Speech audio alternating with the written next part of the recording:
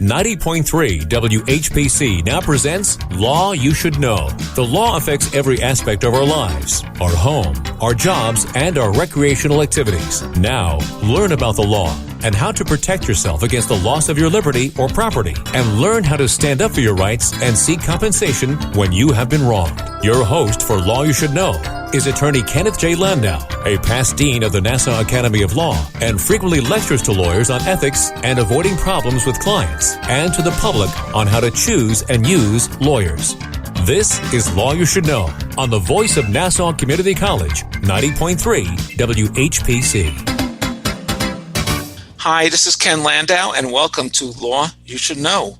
My guest today is Lindy Lewis, and she is an author and a speaker, and she's going to tell us about the 12 steps to recovery as an alpha female.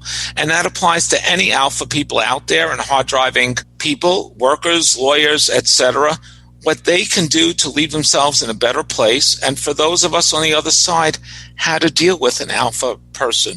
Lindy, welcome to Law You Should Know. Well, hello, and thank you so much for inviting me on your show. And before you tell us about the 12 steps, just define for us what is an alpha female and why is it important to recover from that, especially in these COVID times? So the alpha female is your standard type, and I talk mostly, my books are about the recovering alpha female, but the type A is that person that is constantly striving and driving and gives their body no time to reprieve. There's no reset. She kind of has the perfect on paper life. She leaves a string of successes in her life. There's a bar of perfection, but as soon as you hit that bar, you're naturally striving for the new bar of perfection because you actually never meet that bar of perfection. So as you accomplish more, you set the bar even higher, so you're never going to reach that bar. Absolutely. Yeah. And so what can we, before we go into our detailed discussion, how can you change that scenario so you are ignoring the bar or lowering the bar? I love that you asked that because I think, Ken, so often people, they'll read the first book, The Recovering Alpha Female, like, whoa, wait a minute. That type A, she's the rock star, man. She's the one that wins in court. She's the one that gets everything done. I don't want to, go into that place of recovery. And it sounds almost weak or less than, like you said, lower when we look in our standard. And what happens with that, though, is your body oftentimes it can, and that is a big impetus as to why I started this whole journey and did the research around it. But that type A all day, everything to everybody all the time, you put yourself on the bottom of the priority list. And the challenge with that is your health oftentimes suffers. It is a state, you put your body in a constant state of stress. And go ahead. And especially with COVID, it's important to reframe it, to reach out to others and for others to reach out to you and put all of that to the side.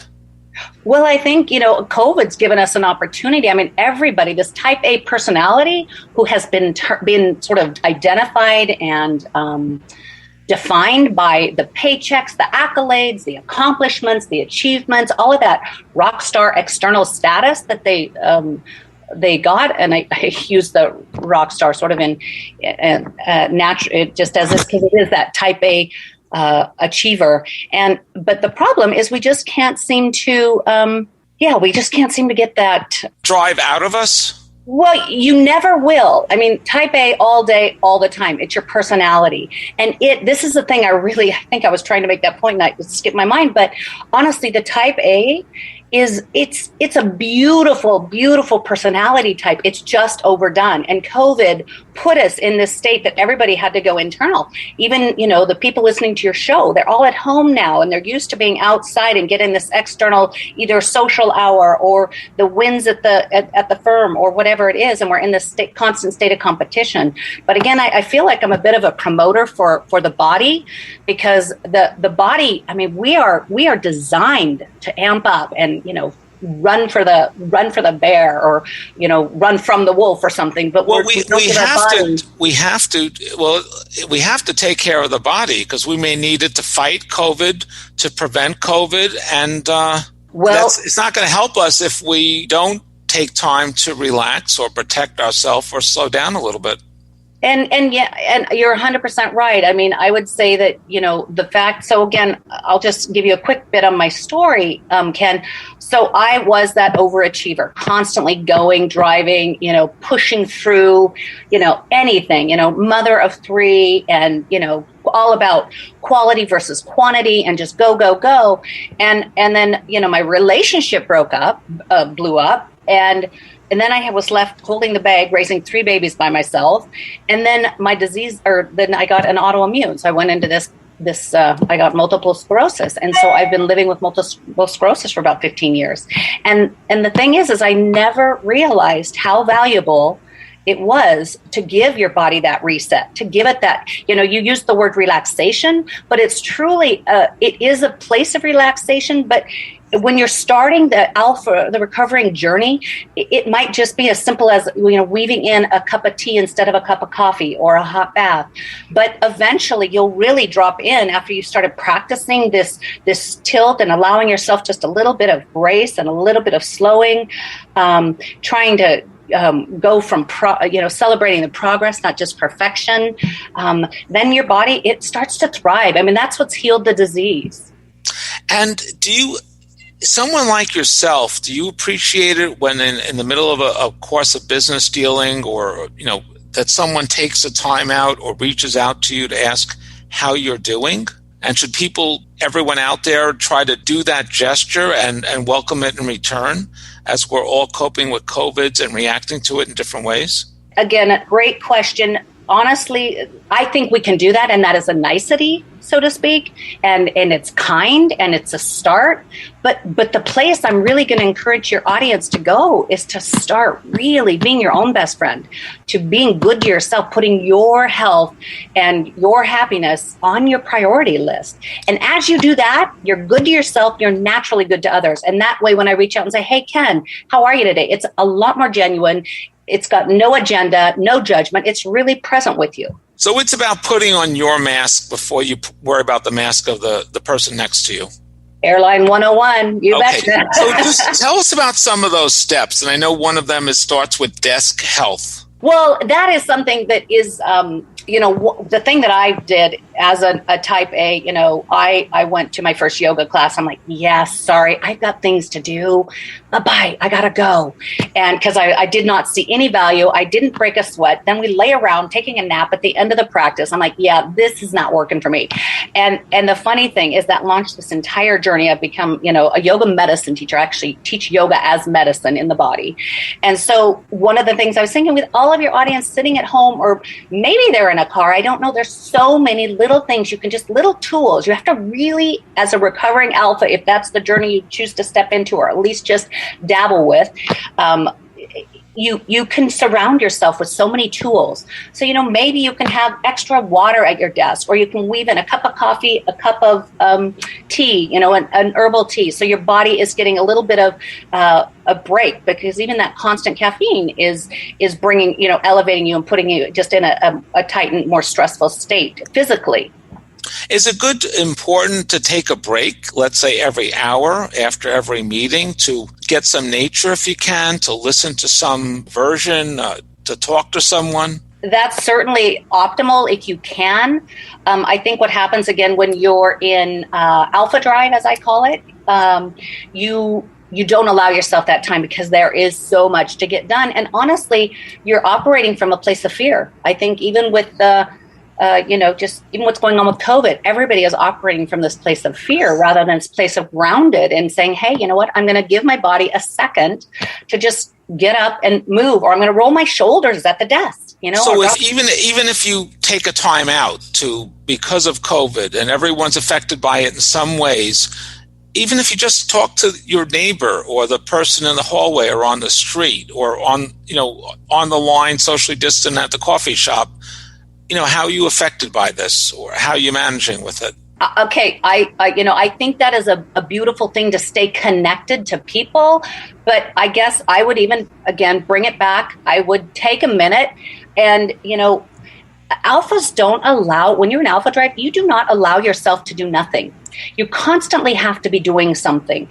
And I guess I want to cultivate this so almost nothingness, so that, like, gosh, there's this website on inspiring quotes or Rumi or maybe I just want to read something about essential oils. There's a passion in there that you could just take 1 second or a minute to just nourish a little aspect of yourself. And again, when you're able to do a little bit of that, then you can reach out to everybody and maybe not keep the COVID conversation so predominant. Let's talk about like how you really are. Well, can you help reframe it by what activity did you enjoy last year, perhaps that you're not able to do now, or looking forward? What's the first thing you want to do when things get a little better? Sure, absolutely. And you can talk about, what do you miss the most? Because then it gets a little bit like, wow, I really miss travel, or I need to see the sun. So or that's eating in a restaurant or going to a museum. I think alphas are sort of really missing the connection. I think any type A, they're missing that, that FaceTime. And I think you covered it already, but what's the importance of the power in the pause?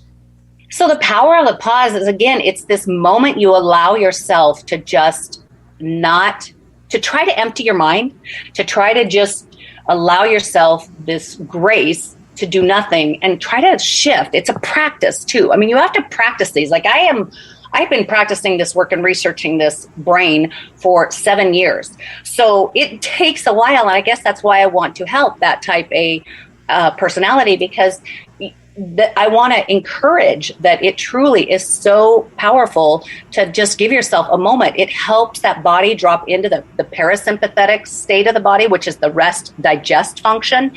That's where we heal disease. That's where we have better connection with our children.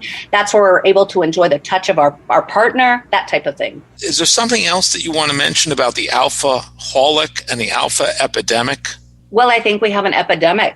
It's interesting. Everyone, all of that type A, I mean, the world is a type A state, and then it was forced into COVID. So it's actually very timely for this messaging. We were constantly go more is better, climbing to the top of the ladder, making sure you're always winning and above and better than each other.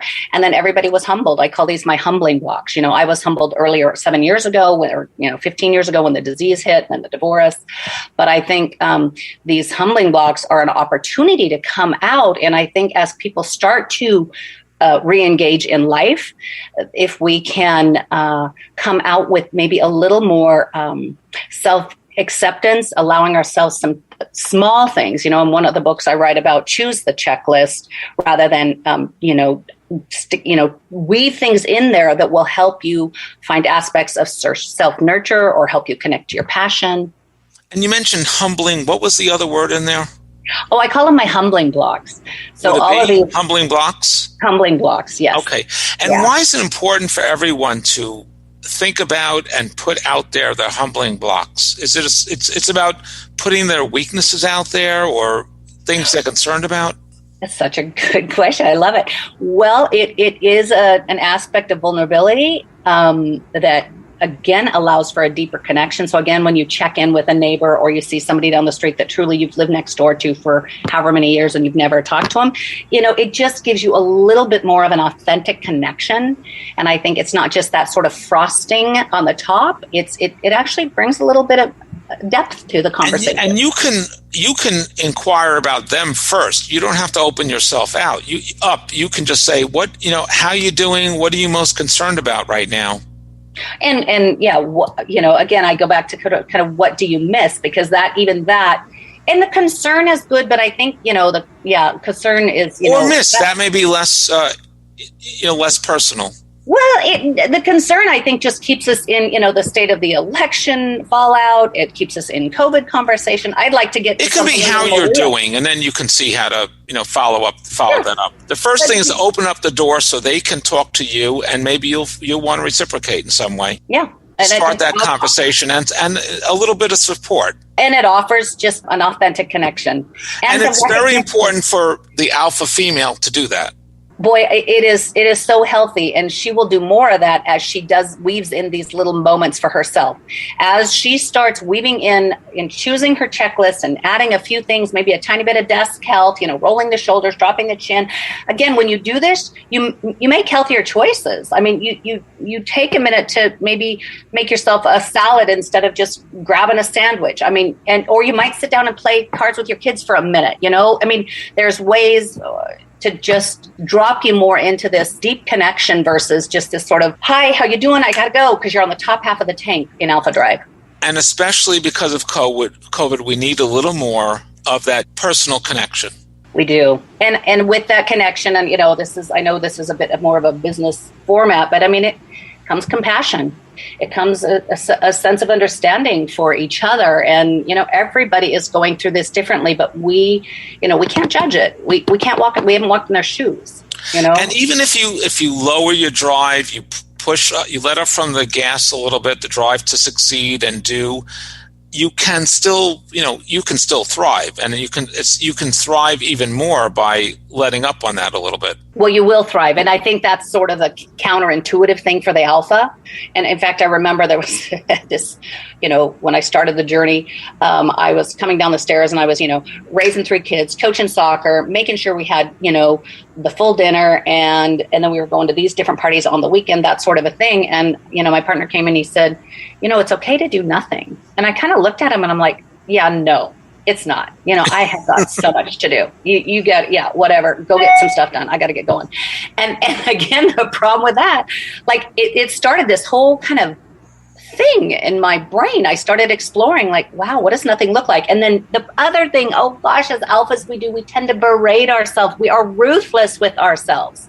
So, we don't allow ourselves, any opportunity to slow down, to feel, to not necessarily know everything right now, and to trust that process of, uncertainty. We're talking with Lindy Lewis, and she's the author of 12 Steps to Recovery for an Alpha Female. And as she described, it may apply to or may help the rest of us as well. So what does do nothing look like or sound like? Well, when I first got that little message about it's okay to do nothing, and I'm like, yeah, no, I got stuff to do, peace out. It looked like starting to slow down. It actually was kind of messy because I'd stop for a moment and maybe practice some of those things I talked about, sitting and rolling the shoulders, like, all right, 1, 2, 3, 4, 5, I got my shoulders, well, now I'll drop my neck and I'll do this like routine. But that whole time I was never truly in the body, and the body, if you can stop that, nothing that I'm trying to encourage or inspire women to touch in with is that calm, that place where you roll your shoulders and you're like, wow, isn't that cool? My whole shoulder blade is held on with 4 muscles. Like, it's just a different way. So it's a start. And so I really went to the physical body, looking at the miracle that is kind of under the skin, to slow down and do nothing. What are some other ways to do it? Is it just to meditate, even if it's for a moment? Is it to look out in nature for a moment? Beautiful. To just take a nap for a moment, a walk nature for a moment? Nature has been one of my best friends in this process. I've gotten so connected to just plants and enjoying. But if you don't have nature around you, there's so many ways, like you say. Meditate is like the buzzword now. Everybody's meditating. And again, as an alpha female, you're kind of like, it's hard to shut the mind off. So my meditations started out like waking up 3 minutes early, and didn't just hit the ground running. The alarm goes off, I'm out the door, I'm drinking my coffee, and I'm, getting ready to go and start the day. And so the nice thing is it started just waking up 3 minutes early and allowing myself to, I really had to train myself to allow my body to not do anything.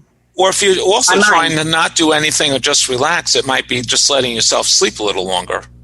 You can do that, but it's also, again, you want to train your brain to slow down. And so give yourself 3 extra minutes. If you get up at 6 every day, you could put it at, 5:57 and just give yourself, and see how you do with that. And then don't hit the ground running, because that's it's a more graceful way to get out of bed for your body, for this beautiful vehicle that serves us each day and shows up every day and heals herself, And again, that's why I sometimes feel I'm an advocate for the body, because we dismiss it, but it's, we need it when we're old.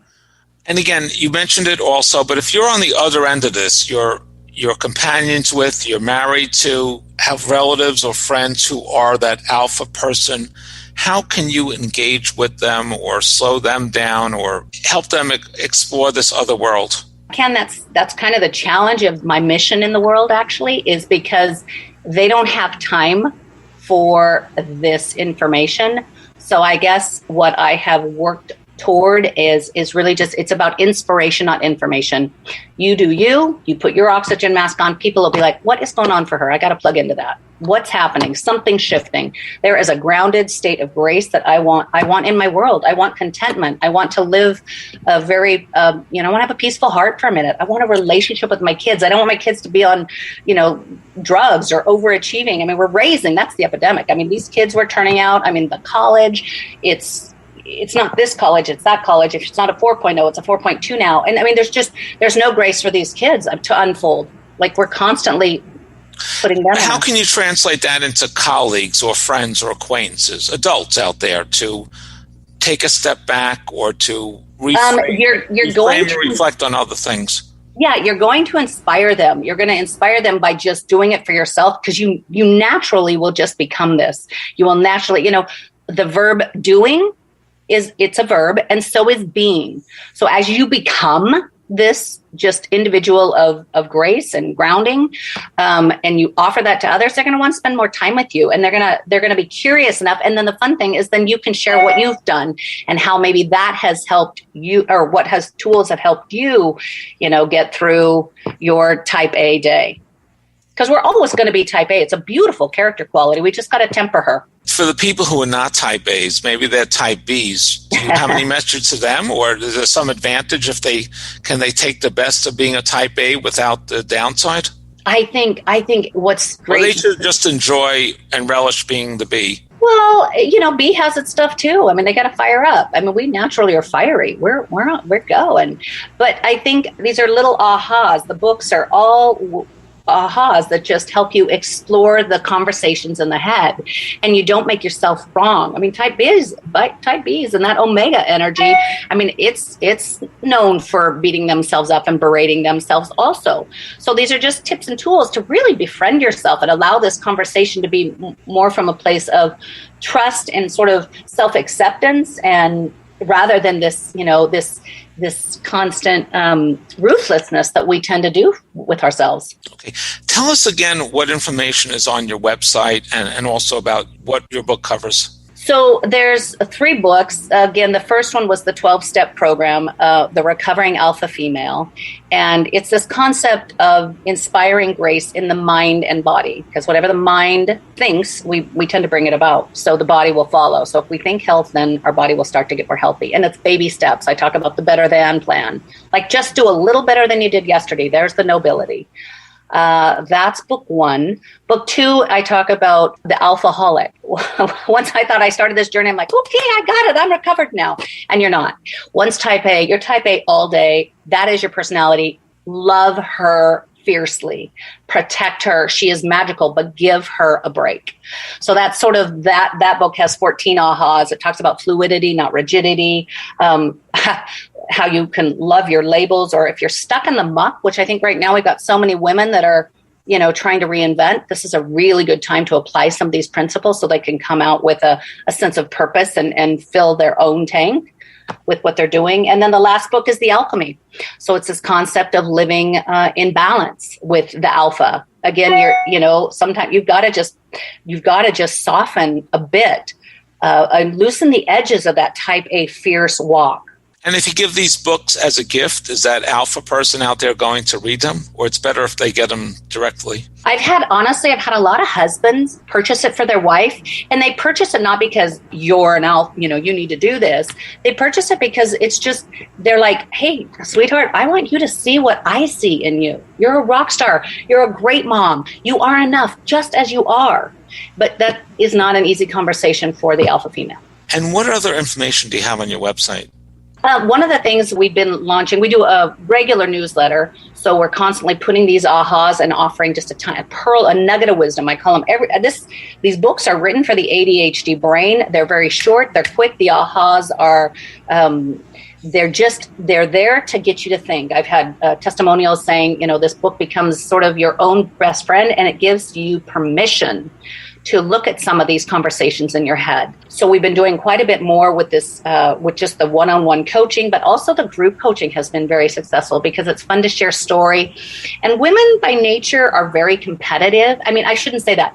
By nature, we're naturally nurturers. We're compassion. We have hearts of gold, but we've learned to armor. We've armored up that beautiful heart of ours. So in a group coaching session, what's really fun is we share story and we really create some true, authentic connection. And I call it sistering, which is an actual carpenter term. And even if someone is not ADHD, some people like things that are short and sweet and right to the point. Well, I think, we're in a world of fast, and that's why they're quick. They're just quick. You can pick one a week. We have book clubs, or, you can do join the one a week. I'll work through each aha individually. And I've got a movement. I've got a mantra for each of the ahas that you can jump into.